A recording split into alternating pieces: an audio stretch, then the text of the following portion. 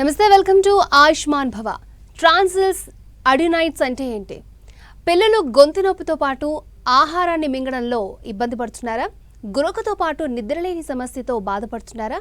మీ పిల్లలు ముక్కుకు బదులుగా నోటి ద్వారా శ్వాస తీసుకుంటున్నారా? పిల్లల్లో ట్రాన్సిల్స్ అడినైట్స్ సమస్యలకు హోమియోలో ఉన్న వైద్య విధానాలపై మాట్లాడేందుకు మనతో ఉన్నారు doctor care homeopathy doctor Satyanarayana Murthy గారు. వారిని అడిగి మరిన్ని సలహాలు సూచనలు తెలుసుకుందాం. నమస్తే డాక్టర్. నమస్తే. సో ట్రాన్సిల్స్ ఎక్కువగా వింటూ ఉంటాం. సో పిల్లల్లో ఇవి ఉంటే ఎదుగుదల ఉండదు, యాక్టివ్గా ఉండరు అంటూ ఉంటారు. అలాగే వాళ్ళు కూడా గొంతు సమస్యతో బాధపడుతూ ఉంటారు. సో ఈ ట్రాన్సిల్స్ అనేవి అంత పెద్ద సమస్య అంటారా? Right, okay. యాక్చువల్గా టాన్సిల్స్ అనేది మన బాడీలో ఉన్నటువంటి ఒక అవయవం. అదైతే కనుక ఎప్పుడైతే కనుక ఎక్కువగా వాపులాగా నొప్పిలాగా రావడమో దాన్ని ఐటీస్ అంటే టాన్సిలైటిస్ అంటారు. అదే conjunctivitis, tonsillitis, any inflammatory pathology అంటే ఎటువంటి కానీ దాంట్లో స్వెల్లింగ్ రావడం, పెయిన్ లాంటిది ఉంటే కనుక దాన్ని ఐటీస్ అంటారు. బట్ థింగ్ ఏంటంటే ఈ టాన్సిల్స్ అనేవి మన బాడీలో ఉన్నటువంటి ఫస్ట్ పార్ట్ ప్రొటెక్ట్ చేసేవి. సో ఏదైనా మనం నోటి ద్వారా తీసుకున్నటువంటి ఆహారం ద్వారా అయితేనేమి, లేదా మనం ఊపిరి ద్వారా తీసుకున్నటువంటి ఎనీ ఇన్ఫెక్షన్ని ఫస్ట్ కంట్రోల్ చేయడానికి టాన్సిల్స్ ఉంటాయి. సో ఈరోజు రేపట్లో చూస్తూనే ఉన్నాం, కరోనా వచ్చినప్పుడు ఈ చాలామంది థ్రోట్కి సంబంధించింది గార్గిలింగ్ చేయడం, ఇవన్నీ చేయడం జరుగుతూ ఉంటుంది. ఎందుకంటే కనుక మనకి ఫస్ట్ వచ్చేటువంటి ఇన్ఫెక్షన్ ఇక్కడి నుంచి వస్తుంది కాబట్టి. సో ఇలాంటి సిస్టంలో ఉన్నప్పుడు టాన్సిల్స్ అనేది అది కొన్ని సందర్భాలలో వాపు రావడం కానీ, పెయిన్ రావడం కానీ, లేదా ఫీవర్ రావడం కానీ ఉంటుంది. అయితే ఇది ఉండడం వల్ల జనరల్గా అంటారు పిల్లలు ఎదుగుదల ఉండరు అని అంటారు. కాబట్టి మీరు బాగా గమనించండి, టాన్సిల్స్ ఉన్న పిల్లలు చాలా యాక్టివ్గా ఉంటారు, వాళ్ళు చాలా షార్ప్గా కూడా ఉంటారు. అయితే ఏమవుతుందంటే కనుక వీళ్ళకి ఇది పదే పదే రికరెంట్గా ప్రాబ్లం రావడం వల్ల ఊపిరి తీసుకోవడంలో ప్రాబ్లం రావడము, అదేవిధంగా బ్రెయిన్కు సఫిషియెంట్గా ఆక్సిజన్ అందకపోవడం వల్ల వీళ్ళల్లో సమ్ సార్ట్ ఆఫ్ ఈ మెమరీకి కానీ దీనికి కానీ వచ్చేటువంటి అవకాశాలు కొంతమందిలో ఉంటాయి. అయితే ఇంకొంతమంది కేసెస్లో అంటే ఇప్పుడు ఏడిహెచ్ లాంటి పిల్లల్లో కానీ, లేదా కానీ ఒబేసిటీ ఉన్న పిల్లల్లో కానీ, ఇలాంటి పిల్లల్లో టాన్సిల్స్ ఖచ్చితంగా ఉంటాయి. సో ఈ టాన్సిల్స్ ఉన్న వాళ్ళల్లో అది ఉండడం వల్ల వాళ్ళకి కొంచెం బుద్ధిమాంద్యం ఎలా ఉంటుంది కాబట్టి దాంతో అలైన్ చేయడం జరిగింది. కానీ టాన్సిల్స్ ఉండడం వల్ల ఎదుగుదల ఎటువంటి ప్రాబ్లము ఉండదు.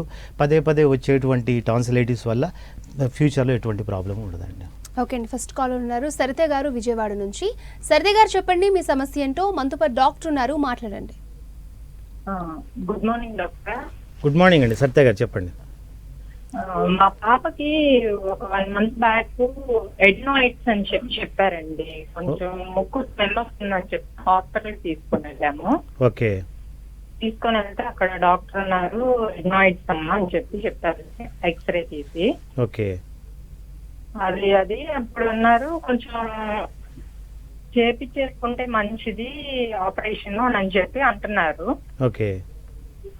అంటే అది ఫస్ట్ వన్ టైమే కదా, ఇప్పుడే కదా బయటపడింది, అప్పుడే చేయించుకోవాలా లేదా, అసలు దాని మూలంగా ఏమన్నా సైడ్ ఎఫెక్ట్స్ ఉంటాయా ఓకే అని అనేది అర్థం కాలేదు. మేము కరోనా ఇప్పుడు 1 month బ్యాక్ అంటే కరోనా టైం కదా, అవునండి, ఆ టైంలో వెళ్తే అంటే నర్స్ చెప్పారు ఇవన్నీ.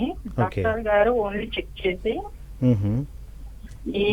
ఇలాగా అని చెప్పి నర్స్ చెప్పారు. మేము ఇప్పుడే కదండి వచ్చింది, జస్ట్ ఇప్పుడే కదా, అంత చిన్న పాపే కదా అని చెప్పి అన్నాను.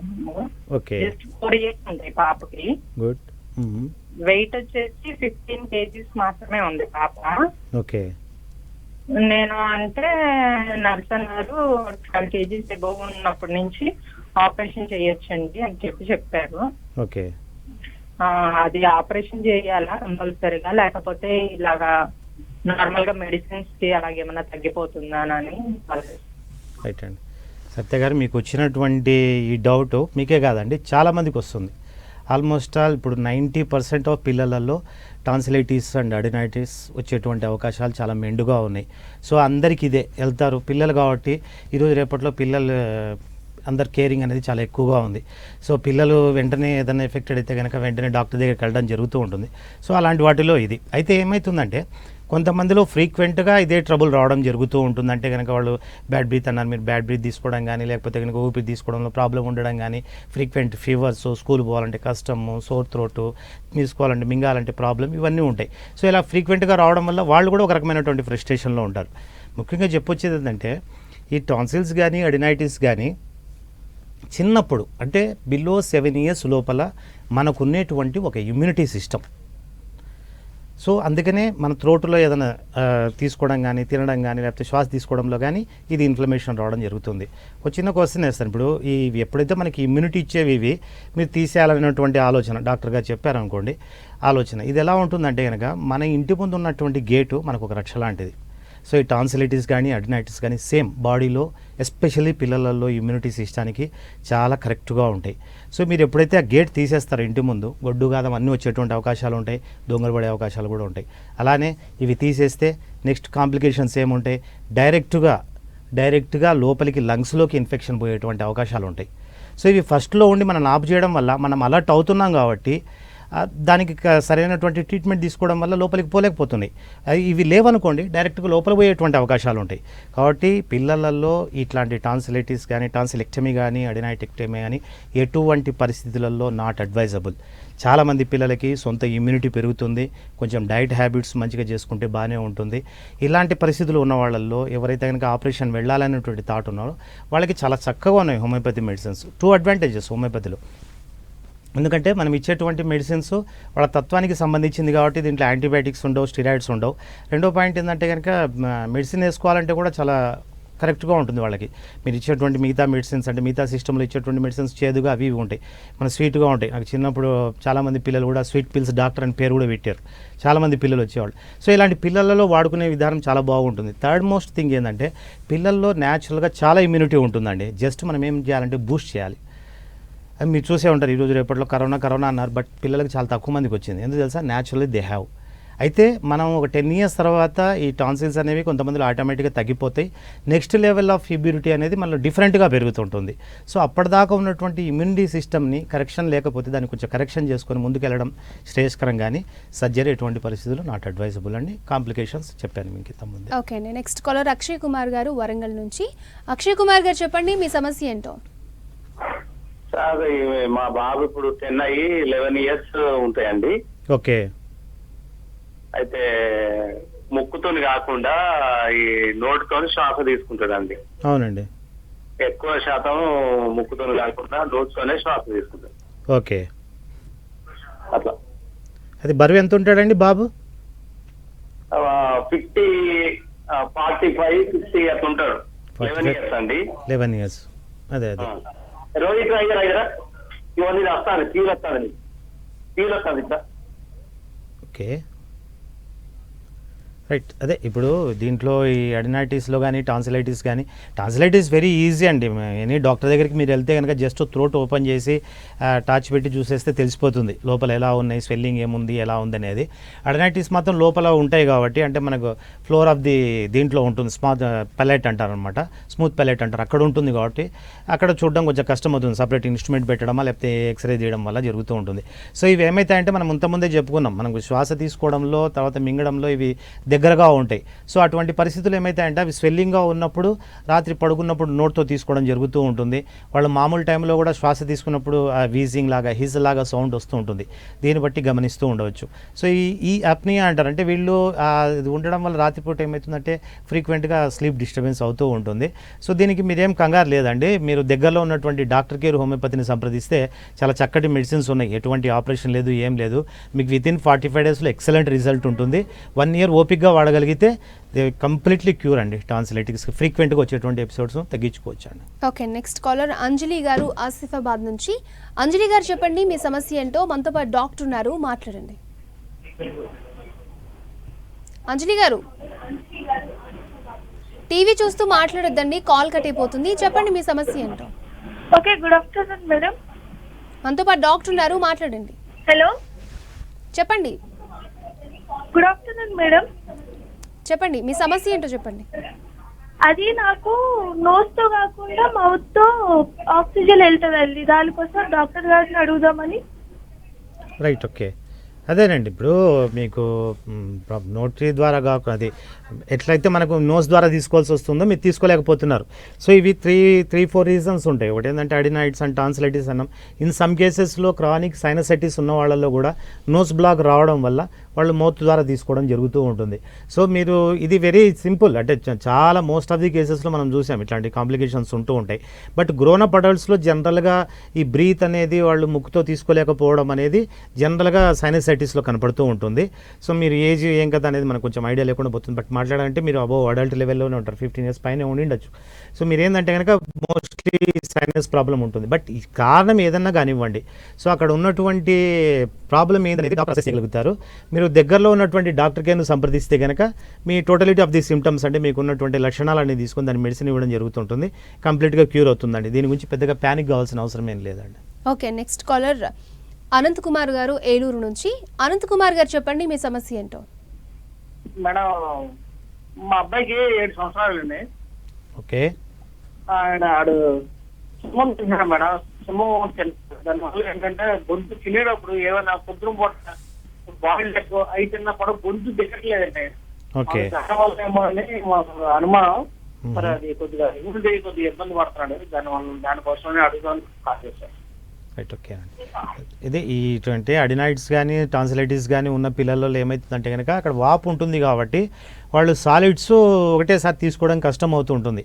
సో మీరు ఎప్పుడైతే కనుక ఇట్లాంటి ఎగ్ లాంటివి ఇలాంటివి తీసుకోవాలనుకుంటున్నారో అవి కొంచెం చిన్న పీసులుగా చేయడం, అలానే కాకుండా ఎగ్ లాంటిది చాలామంది కంప్లైంట్ ఏంటంటే డ్రై చేస్తుంది కొంచెం స్కిన్. సో ఎగ్ లాంటిది తీసుకున్నప్పుడు కొంచెం స్మూత్గా ఉన్నటువంటి ఏమైనా లిక్విడ్స్ లాగా తీసుకొని తర్వాత ఎగ్ తీసుకుంటే కనుక ఈజీగా ఉంటుంది. బట్ ఏది ఏమైనా కానీ అందరికీ బాగులుగా స్వాలో అవుతున్నది. బాబు కష్టంగా ఉందంటే మోస్ట్ ప్రాబబ్లీ ఇది అడినైటిస్ కానీ టాన్సిలైటిస్ కానీ ఉంటుందండి. దీని గురించి పెద్దగా కంగారు పడాల్సిన పని లేదు. మీరు దగ్గరలో ఉన్నటువంటి డాక్టర్కి ఏమైనా సంప్రదించడం కానీ లేదా మీకు దగ్గరలో ఉన్నటువంటి ఏదైనా డాక్టర్ని చూస్తే కనుక ఆయన ప్రాబ్లం ఏందని చెప్తారు, వాడుకోవచ్చు. సో ఈ ప్రాబ్లం పర్సిస్టెంట్గా ఉన్నప్పుడు వాళ్ళకి తీసుకోవడం ఫుడ్ కూడా ప్రాబ్లం అవుతుంది కాబట్టి మీరు దగ్గరలో ఉన్నటువంటి డాక్టర్ని చూస్తే పరిష్కారం అవుతుందండి. ఓకే అండి, నెక్స్ట్ కాలర్ ఫాతిమా గారు గుంటూరు నుంచి. ఫాతిమా గారు చెప్పండి మీ సమస్య ఏంటో. మేడం, మా బాబుకి 5వ సంవత్సరం. ఓకే అండి, డాక్టర్ గారు ఉన్నారు, మాట్లాడండి. హలో, చెప్పండి అమ్మా ఫాతిమా గారు. బాబుకి 5వ సంవత్సరం అండి. ఇప్పుడు దాకా సరిగా మాటలు రావట్లేదు. ఓకే, పుట్టంగానే బాక్స్ లో పెట్టారు. ఓకే, ఫిట్స్ వచ్చినాయి, ఉమ్మని తాగారని చెప్పారు. ఇప్పుడు దాకా మాటలు రావట్లేదు. వస్తాయి అంటారా? ఓకే, అది నడక ఎలా ఉందండి బాబుది? కొంచెం మామూలుగా కింద పడిపోతాడు, నడుస్తూ నడుస్తూ పడిపోతాడు. ఓకే, బాబుకు ఉండేది వేరే ప్రాబ్లం అండి, అడినాయిటిస్ కాదు. సో వీళ్ళలో ఏమంటే కనుక కొంచెం గ్రోత్లో ప్రాబ్లం ఉంటుంది, తర్వాత మాటలు రావడంలో ప్రాబ్లం ఉంటుంది. సో దానికి మనకి సపరేట్గా మనకు జూబ్లీ హిల్స్లో ఒక సెంటర్ ఉంది దీనికి సంబంధించింది. దాన్ని సంప్రదిస్తే కనుక మీకు ఉంటుంది. అంటే ఇది కొంచెం టైం పడుతుందండి. కొంతమంది పిల్లల్లో ఆటిజం అంటారు దీన్ని. ఈ ఆటిజం అనేది కొంతమంది పిల్లలలో ఉంటుంది. అంటే కనుక వాళ్ళకి వాకింగ్ నడక కానీ, తర్వాత మాటలు కానీ, తర్వాత అటెన్షన్ కానీ, తర్వాత రెస్పాన్స్ కానీ చాలా డిలేగా ఉంటుంది. సో ఇది ఒక రకమైనటువంటి తీవ్రమైన జబ్బే. బట్ మీ అబ్బాయికి 5 ఏళ్ళు ఉంది అంటున్నారు. ఈ జబ్బు ఏంటంటే కనుక ఇది ఉన్నవాళ్ళు ఎంత ఎర్లీగా స్టార్ట్ చేయగలిగితే, ఎంత చిన్న ఏజ్లో స్టార్ట్ చేయగలిగితే అంత మంచి రెస్పాన్స్ ఉంటుంది. దాంట్లో దానికి సంబంధించి మనది జూబ్లీ హిల్స్లో సపరేట్ దీనికి ఆటిజం గురించే సపరేట్గా మీకు ట్రీట్మెంట్ చాలా ఉంటుందని చాలా బెస్ట్ రిజల్ట్స్ వస్తున్నాయి. చాలామంది చాలా హ్యాపీగా ఉన్నారు అక్కడ. ఎందుకంటే కనుక ప్రతి ఒక్కరికి పిల్లల గురించి చాలా ఆశలు ఉంటాయి. బట్ అలాంటి పిల్లలు మాట్లాడలేకపోవడం, తర్వాత నడవలేకపోవడం, తర్వాత వాళ్ళు అటెన్షన్ పే చేయలేకపోవడంతో చాలామంది వరీ అవుతుంటారు. దీనికి ప్రపంచంలో ఎక్కడికాక ఎటువంటి ట్రీట్మెంట్ లేదు. ఇది కూడా ఒక ఇమ్యూనిటీ డిజార్డర్. సో ఇదంతా ట్రీట్ చేయడానికి న్యాచురల్గా మన దగ్గర మెడిసిన్స్ ఉన్నాయి. సో ఆ మెడిసిన్స్ ఇస్తూ కొంచెం కౌన్సిలింగ్ ఇస్తూ ఉంటే డెఫినెట్గా మీ పిల్లవాడు చక్కగా అవుతాడు, అందరు నార్మల్ వ్యక్తిలాగా అవుతాడు. బట్ దీనికి కొంచెం టైం పడుతుందండి. మీరు ఇమ్మీడియట్గా ఎక్స్పెక్ట్ చేయరాదు దీన్ని. 3 years 4 years పట్టచ్చు. బాబుకి ఇప్పుడు 5 అంటున్నారు. By the time of 9 years కానీ 10 years కానీ కొంచెం సెటరేట్ అవుతుంది. వీళ్ళు ప్రతి ఒక్కరితో పోలిస్తే, అంటే మిగతా వాళ్ళతో పోలిస్తే, అంటే 5th standard 5 yearsకే ఫస్ట్ స్టాండర్డ్ చదివే వాళ్ళు ఉంటే వీళ్ళు 10 yearsకి ఫస్ట్ స్టాండర్డ్ లెవెల్కి వస్తుంది వీళ్ళది నాలెడ్జ్ లెవెల్ కానీ ఎవ్రీథింగ్ కానీ. సో ఇలాంటి ఫెసిలిటీస్ కూడా మన దగ్గర ఉన్నాయి. మీరు మనకు ఉన్నటువంటి నెంబర్ ఫోన్ చేస్తే మీకు జూబ్లీ హిల్స్లో అపాయింట్మెంట్ ఇస్తారండి, అక్కడ సంప్రదించవచ్చు. ఓకే, నెక్స్ట్ కాలర్ నీలిమ గారు గుడివాడ నుంచి. నీలిమ గారు చెప్పండి మీ సమస్య ఏంటో. ఇలా మా ఇంట్లో మా తమ్ముడు ఉన్నాడు. ఓకే, వాడికి ముక్కు కొంచెం వంకర ఉంది అని చెప్పారు. ఓకే, అయితే అది ఆపరేషన్ చేయాలి అన్నారు. అవునండి. 18 years దాటినాక చేయాలి అన్నారు. ఓకే, ఇంకా వాడికి ఆస్మా కూడా ఉంది. ఓకే, శ్వాస పీల్చుకోవడం, క్లైమేట్ చేంజ్ అయితే శ్వాస పీల్చుకోవడం అన్ని ఇబ్బంది ఉండి నోటితో పిలుస్తాడు. అదే ఓకే. ఏం చేయాలంటారు? Right, okay. అదే బాబుకు ఉన్నది ఏంటంటే ఆస్థమాటిక్, ఆల్రెడీ అలర్జిక్ ఆస్తమా ఉంది, దాంతోపాటు డిఎన్ఎస్ అంటారు, అంటే డివేటెడ్ నాసల్ సెప్టమ్ అనేసి ముక్కు దూలం వంగి ఉంటుంది. సో దానివల్ల ఫ్రీక్వెంట్గా వాళ్ళకి అలర్జీస్ వచ్చేటువంటి అవకాశాలు ఉంటాయనేటువంటిది ఒక సైన్స్. బట్ అది సరిగ్గా చేయడం వల్ల ఎలర్జీస్ తగ్గుతాయా, ఫస్ట్ క్వశ్చన్. రెండో పాయింట్, ఒకసారి చేసిన తర్వాత మళ్ళీ రిపీట్ కాదా, ఇది మీ డాక్టర్స్ బెస్ట్గా చెప్తారు. ఒకసారి మీరు ఆ సర్జరీ చేయించుకున్నా కానీ మళ్ళీ రిపీట్గా వచ్చేటువంటి అవకాశాలు ఉంటాయి. దాన్ని ఏం చేస్తాం, మనం ముక్కు సైడ్గా ఉన్నదాన్ని స్క్రాప్ చేసేసి స్ట్రైట్నింగ్ చేయడం జరుగుతుంటుంది, మళ్ళీ అక్కడ పెరిగేటువంటి అవకాశాలు ఉంటాయి. సో ఇలాంటి వాళ్ళల్లో కూడా హోమియోపతి చాలామంది వాడుతూ ఉన్నారు. ఎందుకంటే కనుక తనలో ఉన్నటువంటి ఆస్తమా కానీ అలర్జీస్ కానీ ఒక రకమైనటువంటి, ఇది కూడా ఒక రకమైనటువంటి యాంటీ అలర్జీస్, ఎక్కువగా హైపర్ యాక్టివ్ అయిపోయి బాడీలో ఉన్నటువంటి హిస్టామిన్స్ ఎక్కువగా ఇది కావడం వల్ల, ఇది యాంటీజెన్స్ యాంటీబాడీస్ ఎక్కువగా కావడం వల్ల ఇది వస్తూ ఉంటుంది, ప్రాబ్లం వస్తూ ఉంటుంది. సో ఇలాంటి వాటికి కూడా ప్రత్యేక చికిత్స ఉంది. మీరు గుడివాడలో ఉంటున్నా అన్నారు, మంది అటు గుంటూరులో కానీ లేదా ఇటు విజయవాడలో కానీ మంది డాక్టర్ కేర్ హోమియోపతి ఉంది. అక్కడికి వెళ్ళి మీరు రిపోర్ట్స్ ఉండి అని తీసుకెళ్తే కనుక చాలా చక్కనైనటువంటి ట్రీట్మెంట్ ఉంటుంది. దీని గురించి మీకేం సర్జరీ లేదు, బట్ ఒక 2 years దాకా ప్లాన్ చేసుకోండి. ఫర్దర్గా ఫ్యూచర్లో రాకుండా ఉండడమే కాకుండా ప్రస్తుతం ఉన్నటువంటి సివియారిటీని కూడా కంప్లీట్గా తగ్గిస్తారండి. ఓకే అండి, నెక్స్ట్ కాలర్ భోగ్య నాయక్ గారు కర్తాల్ నుంచి. భోగ్య నాయక్ గారు చెప్పండి మీ సమస్య ఏంటో. హలో, ఓకే అండి, మీ సమస్య ఏంటో చెప్పండి. కాళ్ళ నొప్పులు ఉన్నాయి, కొంచెం తగ్గుతలేదు. కాళ్ళ నొప్పులు ఉన్నాయి మేడం, తగ్గుతలేదు. ఓకే, కాళ్ళ నొప్పులు ఉన్నాయి, తగ్గుతలేదు. ఓకే. ఎంత నాయక్ గారు, మీ వయసు ఎంత? 45. కొంచెం కళ్ళ మంట కూడా, నిద్ర కూడా రావటం లేదు. ఓకే, ఇక్కడ సర్పంచ్ అండి నేను. ఓకే. బీపీ షుగర్లు ఏమైనా ఉన్నాయండి నాయక్ గారు? రైట్. యాక్చువల్గా మీరు అడిగట్టు మనం ఇప్పుడు పిల్లల గురించి చర్చిస్తున్నాం, పెద్దది కాళ్ళ నొప్పులు, బీపీలు షుగర్లు ఉన్నాయా లేవా అన్నీ చూసుకోండి. మీరు 45 years అంటున్నారు కాబట్టి దిస్ ఈజ్ రైట్ టైం మీరు హెల్త్ గురించి కొంచెం కాషియస్ తీసుకోవడం. సో మీరు ఏం చేస్తారంటే ఒకసారి దగ్గరలో ఉన్నటువంటి, ఇక్కడే కడతలు మీరు మనకు దగ్గరలోనే ఉన్నారు, మనకు మెహందీపట్నంలో కానీ అన్ని చోట్ల ఉన్నాయి, కూకట్పల్లిలో మనకు ఒక 6 branches ఉన్నాయి హైదరాబాద్లో. సో ఎనీ బ్రాంచెస్ మీరు ఉన్నటువంటి నెంబర్ కాంటాక్ట్ చేస్తే మీకు అపాయింట్మెంట్ ఇస్తారు, అక్కడ చూపించుకుంటే మీకు నివారణ ఉపాయం ఉంటుందండి దీని గురించి. ఓకే అండి, నెక్స్ట్ కాలర్ జానకిరామ్ గారు కర్నూలు నుంచి. జానకిరామ్ గారు చెప్పండి మీ సమస్య ఏంటో. హలో జానకిరామ్ గారు. ఓకే అండి, ఇప్పుడు రైట్ నో కరోనా టైం నడుస్తోంది. సో ట్రాన్సిల్స్ ఉన్న పిల్లలకి ఇవి కరోనా కనుక వస్తే కనుక ప్రాబ్లం ఏమైనా సివియర్గా ఉంటుందంటారా, ఎంత ఎఫెక్ట్ పడుతుందంటారు? రైట్, అదే యాక్చువల్గా ఇట్స్ ఎ గుడ్ క్వశ్చన్. ఎందుకంటే కనుక చాలామంది పిల్లల్లో వస్తుందని చాలా స్కేర్గా ఉన్నారు, వాళ్ళు బయటికి పోయిన తర్వాత కూడా చాలా ప్రికాషన్స్ ఉన్నారు, పిల్లల్ని చాలా బాగా చూసుకుంటున్నారు. అయితే this is the thing, already tonsils ఉండి ఫ్రీక్వెంట్గా టాన్సిలైటిస్ ఉన్నట్టు వాళ్ళకి కరోనా వల్ల పెద్ద ప్రాబ్లం ఏం లేదు, ప్రికాషన్స్ ఎలానే తీసుకుంటుంటారు, వాళ్ళు గార్గిలింగ్ చేయడం కానీ అండర్ మెడికేషన్ ఉంటారు. అయితే ఏమవుతుందంటే కనుక అక్కడ ఉన్నటువంటి జమ్స్ కానీ ఆ బ్యాక్టీరియా కానీ ఇన్ఫ్లమేట్ చేస్తుంటుంది కాబట్టి వాళ్ళు యాంటీబయాటిక్స్ ఇలాంటివంటి రెగ్యులర్గా వాడుతూ ఉంటారు. సో ఇలాంటి టైంలో అలాంటివి ఏం వాడాల్సిన పని లేదు. బట్ ఎవరైతే కనుక అడినాయిడెక్టమీ చేయించుకున్నటోళ్ళో టాన్సిలెక్టమీ చేయించుకున్నటోళ్ళలో రిస్క్ ఫ్యాక్టర్ ఉండేటువంటి అవకాశం ఉంటుంది. ఎందుకంటే వాళ్ళలో ఉన్నటువంటి ప్రైమరీ ఇమ్యూనిటీ అనేది మనం తీసేసాం. సో ఎప్పుడైతే ప్రైమరీ ఇమ్యూనిటీ అనేటువంటివి వాళ్ళకి తీసేసేసామో they are high risk zone. So ఇలాంటి ఎవరైనా ఉన్నవాళ్ళు కొంచెం జాగ్రత్తగా తీసుకోవాల్సి ఉంటుంది. అలా లేకుండా మామూలు రెగ్యులర్గా మెడికేషన్లో ఉన్నవాళ్ళు కొంచెం ప్రికాషన్ తీసుకోవడం జరుగుతుంది.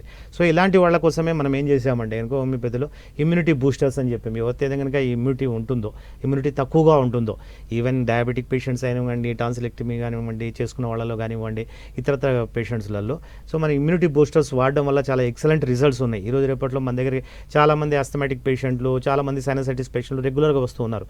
సో యాజ్ లాంగ్ యాజ్ వాళ్ళు ఈ హోమియోపతి సిస్టాన్ని నమ్ముకోవడం, ఈ మందులు వాడడం వల్ల వాళ్ళ ఈ ఫ్రీ ఆఫ్ దిస్ కరోనా నుంచి చాలా ఫ్రీగా ఉన్నారు.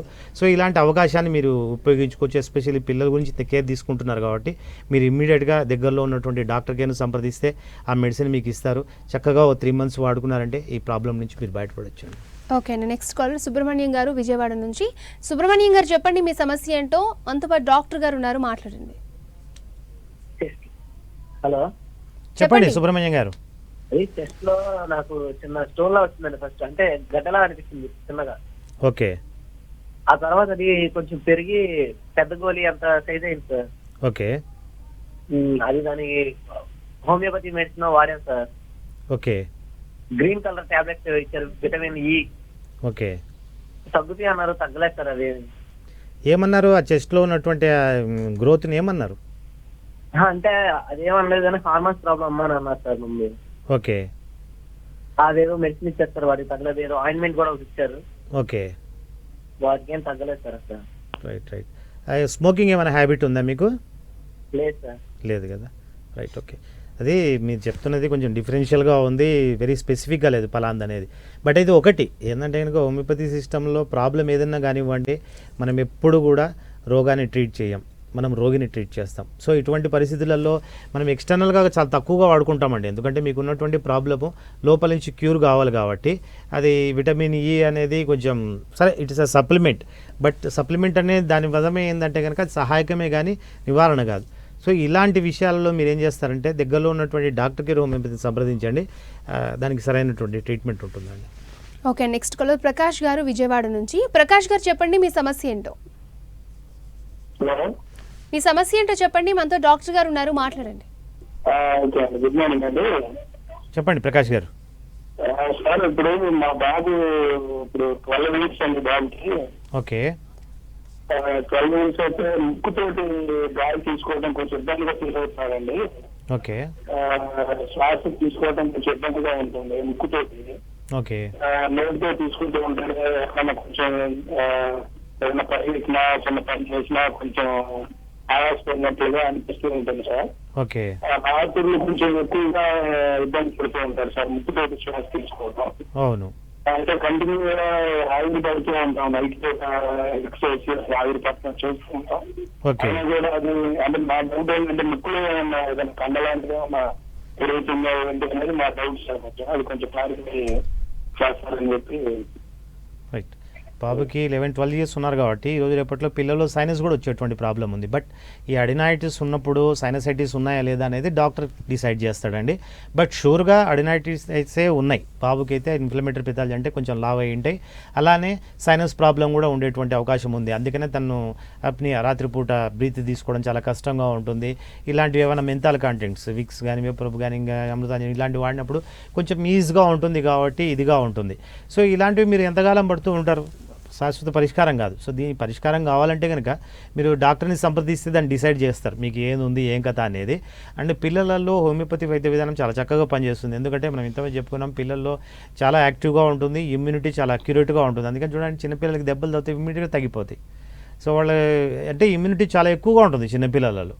సో ఇలాంటి చిన్నపిల్లల్లో ఇమ్యూనిటీ ఉన్న పిల్లలలో హోమియోపతి మందు వాడితే కనుక అది బూస్ట్ చేయడం వల్ల ఇమ్మీడియట్గా రిలీఫ్ వస్తుందండి.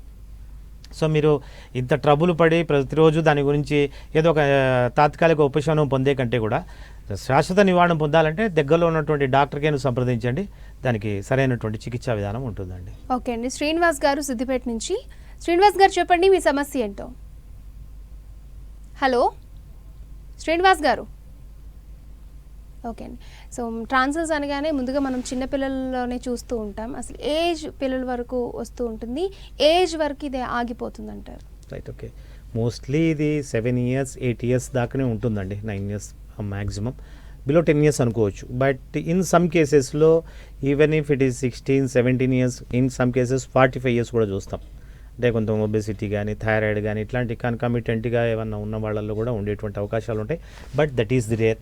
బట్ ఇంతకుముందు చెప్పుకున్నట్టు పిల్లలలో 90% చిల్డ్రన్లలో 1 or other టైం ఇది వచ్చేటువంటి అవకాశాలు ఉంటాయి. బట్ 1 time 2 times వచ్చిన దానికి కంగారు పడాల్సిన పని లేదు.